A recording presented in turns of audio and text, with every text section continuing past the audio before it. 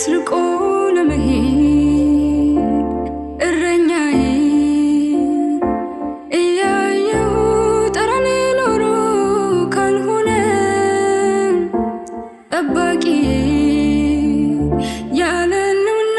ያማረው መስክም ይቅርብኝ ለኔ እፈራለሁ ያልሰማው ቀን ድምፅ ከራቀኝ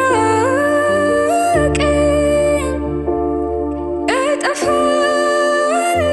ካንተ እኔን አንስቼ በመስኩ ልቤ ከተወሰደ ያየሁት ካማረኝ ያማረኝ ካባበለኝ ቀስ በቀስ ልቤ